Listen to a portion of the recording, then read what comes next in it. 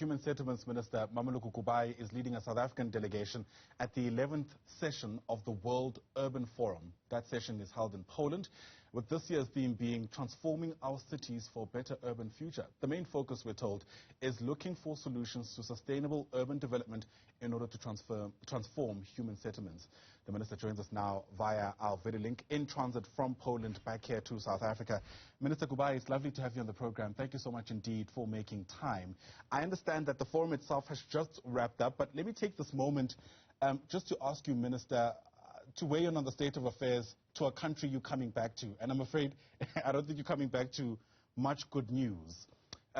There's a lot of talk here at home about where we are, especially with the worsening energy crisis. If I'm able to speak to you as a leader in government, as someone who holds a very important position within the ANC, a position that is in fact involved in directing policy of the ANC, what should South Africans be looking into? How should we be making sense of this moment, as it were, given just how desperate people are for solutions? Good morning, Ayana. Good morning to your viewers. Yeah, indeed, the issue of Eskom and load shedding stage 6 specifically, it's a serious concern. As we were wrapping up yesterday, the conference, I had a panel that we needed to connect to some members through video link, some academics, and the message of load shedding, and everybody just asks, what is this? It's quite embarrassing at an international platform. It's something that we shouldn't be having to deal with, because when we look at Eskom, and I think the issue of the strike is one of the concerns, but just persistently in terms of assuring us as South Africans, and including those who are responsible, the people who are responsible for Eskom, just to tell us in terms of, and you'd remember I've been very consistent on this, if we are to go through hardship, how long will we? A clear plan, it's not coming out. And I think that's my pain. You look at what is happening in Soweto, my township yesterday, there was protest over an evening. When you check, I mean, we are on their chat groups, we talk to them, you are asking, what is the problem? Even the areas where people have been paying, they've been subjected to load reductions. Secondly, where there is issues around split meter, the community is saying we were not engaged. We have areas that have not been having electricity for some time. No explanation of what is happening. Either it's transformers that have bent out, or what is it? But community engagement through councillors. You'd have seen councillors coming together, protesting themselves, leading the protest to say, we end up being beaten up, our families being attacked because of electricity. And there isn't an explanation why we are here and what needs to be done. So I think the major issue for me is Eskom improving on its communication, but giving us a credible message. I'm afraid currently none of us can say the message that is coming from Eskom is credible. And I guess the question then becomes, Minister, who should be holding those people accountable? I mean, those who are part of the Eskom board come from a party that you're part of. In fact, some of them take mandates from the government that you are part of. You know, people who are listening to you might assume that you're speaking as someone who's an outsider versus as someone who's a very senior government and ANC official. No, I'm not speaking as an outsider. I'm speaking as a person who's leading. The fact that there are problems, we have to confront them so that we can deal with the problems and solutions. And I do believe that we should be able to pronounce as either the party or the government in order for us to be able to reflect on where we are. As the ANC, definitely it will be the issue that these are constituencies, this is majority that we have committed to providing reliable energy supply in the country. It's part of our manifesto. It's part of what we have been able to say, and therefore we'll have to be able to communicate properly about where we are. We have expressed as a subcommittee our disappointment and wishing that we can be able to see this. So expression from ourselves has been done. You'd understand that, for example, there are roles that we play. So the issue of holding those that are responsible, yes, it's important for us. But remember, part of the issue from state capture was that as the ANC, you can't want to interfere with entities, and therefore at some point you need to allow them to run. And that's why we'll also advocate, as we're navigating between accountability, holding those that we deploy, hold those that we appoint accountable, but also being vocal, because it's not an easy time for us as well. How do you ensure that what is reflected on the state capture as interference, it's not what we are seeing, but balancing with the issue of accountability? All right. There are calls for certain ministers to be fired, more calls, dare I say, for the Eskom leadership to be axed. Do you think those are fair calls? I think that is above my pay grade. It will be unfair. Political leadership is within my same level. And I think if there is a need for reflection, they can reflect and the president can reflect.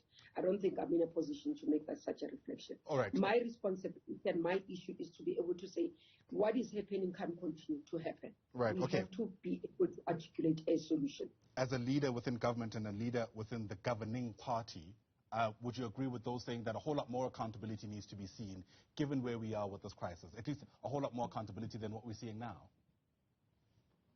No, I agree. We've always said as the NC that we are accountable to the public. And if the public reflects that we are not currently showing accountability, therefore it means we must reflect as the ruling party, as the governing party, in terms of our accountability. Okay. And explain if we've not been able to. The issue is we've got to be able to talk to South Africans. Currently, people are losing jobs. People are losing, the load shedding at the time it happens, for example, 4 to 10. Majority of the people who will be more affected is women who are coming, especially working women, who come back from work. They need to prepare food for their children. They don't have electricity. They don't have an alternative to put generator, to put solar power, because these are the working class. This is our constituencies as the NC. As a black woman as well, this is who people I associate with, that I can identify and understand as a parent, that when I come back from home, I expect to be able to prepare and help my children with schoolwork, prepare food for them. And if I'm affected too much where I am, what about a domestic worker who comes back from home in an informal settlement, in an RDP community, in a township, who's expecting to assist the children and prepare food, and they can't? They don't have alternatives and the means for. So that's what I'm saying, for where I'm standing, is that we have a constituency that we speak for. We have a constituency that has actually said to us, go and represent us, and our voice needs to be heard, and we'll have to make sure that we step up to where they expect us to. And do you feel you're doing a good job at representing those people? Because, the reality is, statistically speaking, a lot of those women you've described probably voted for the ANC in the last national government elections, but many of them will tell you how disappointed they are, not only with what's happening today, but what's taken place, quite frankly, over the past couple of years, given the many challenges that this country is now grappling with. Look, true. As you say, majority of them would say to us, we are not happy. We sit with them in the constituencies. They give us feedback. They give us feedback in a number of areas. Where we are doing well, they do give us feedback. For example, if we listen, and that's why one of the things that I'm sort of hard hit by this is that if you look at the face of poverty in South Africa, it's a black woman. And efforts have to be done, and that's why even when you link us with the work that we're doing on the policy, is that efforts have to be done to take out a black woman out of poverty in South Africa. And our interventions, what we do, how we are reflecting on the issues and the challenges that we face, we always have to be reminded, where is this black woman sitting in this challenge? And that's why I'm saying, I can confidently say, yes, we've done incredibly well, but there is room for improvement. There are issues that we've been able to deal with. We've passed legislation, but the issue of implementation to resolve some of their challenges. Now, that's where we are. So broadly saying, yes, there are policies. Yes, there are things that we've put in place.